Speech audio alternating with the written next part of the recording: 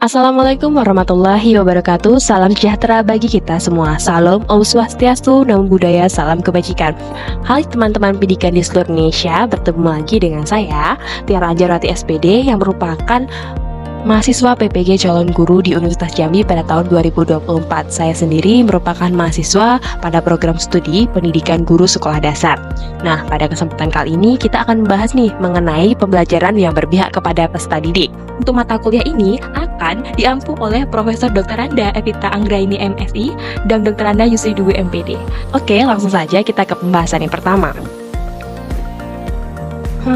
Dari ilustrasi dijelaskan bahwa guru sudah menyampaikan materi semuanya.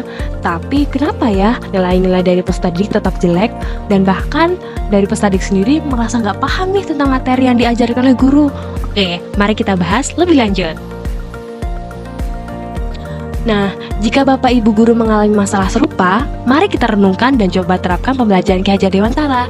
Mari kita bahas bersama mengenai pembelajaran Ki Hajar Dewantara tentang dasar pendidikan menuntun, kodrat alam dan kodrat zaman, budi pekerti dan sistem among. Baiklah, mari kita ke topik yang pertama, dasar-dasar pendidikan yang menuntun.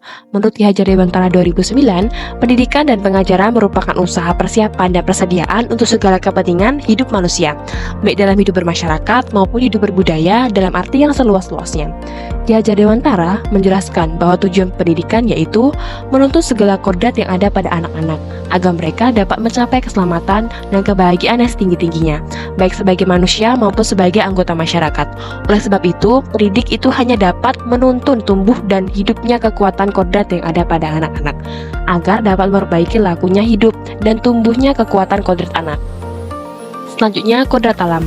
Kodrat alam merujuk pada sifat dasar manusia yang dibawa sejak lahir, termasuk bakat, minat, kemampuan, serta lingkungan alam dan sosial tempat individu tumbuh. Implikasinya dalam pendidikan harus memperhatikan keberadaan individu dan menyesuaikan metode pembelajaran dengan karakteristik unik setiap anak.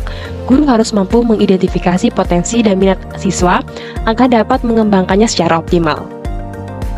Selanjutnya, kodrat zaman. Kodrat zaman mengacu pada perkembangan zaman, perubahan sosial, budaya, dan teknologi yang terus berkembang. Implikasinya dalam pendidikan harus relevan dengan perkembangan zaman. Kurikulum dan metode pembelajaran perlu disesuaikan dengan tuntunan zaman agar lulusan dapat bersaing di dunia kerja dan berkontribusi pada kemajuan bangsa. Kemudian, budi pekerti. Budi pekerti bukan hanya tentang mengakui apa yang benar dan salah, tetapi juga tentang merasakannya dan kemudian mewujudkannya dalam tindakan. Ki Hajar Dewantara menerangkan pentingnya pendidikan budi pekerti sejak dini, bertujuan untuk membentuk generasi muda yang memiliki karakter yang kuat, berakhlak mulia, dan cinta tanah air. Topik selanjutnya yaitu sistem among. Kata among sendiri berasal dari bahasa Jawa yang berarti merawat, mengasuh, dan mendidik.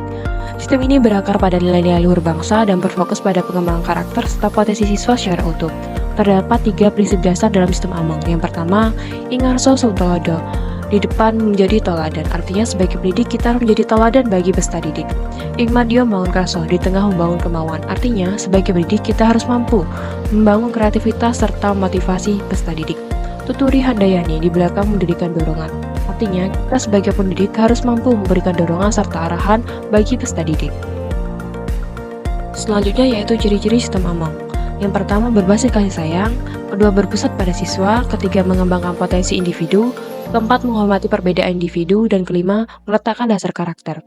Terdapat beberapa contoh yang saya rekomendasikan untuk penerapan sistem among. Yang pertama, guru dapat menciptakan lingkungan belajar yang aktif dan interaktif. Kemudian, pembelajaran yang berkolaboratif, lalu penggunaan berbagai metode pembelajaran, dan penilaian yang autentik. Berdasarkan penjelasan sebelumnya, maka diambil kesimpulan bahwasanya sistem among merupakan warisan berharga Ki Hajar Dewantara yang dapat menjadi inspirasi bagi pengembangan pendidikan Indonesia. Dengan penerapan prinsip-prinsip sistem among, diharapkan dapat menghasilkan generasi muda yang cerdas, berkarakter, dan mampu menghadapi tantangan masa depan. Nah, itulah penjelasan dari sistem pendidikan Ki Hajar Dewantara yang berpusat pada peserta didik.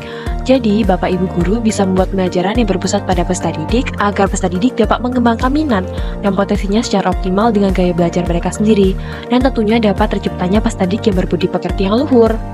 Baiklah, mungkin sampai di sini saja pembahasan kita kali ini. Sampai bertemu di lain waktu.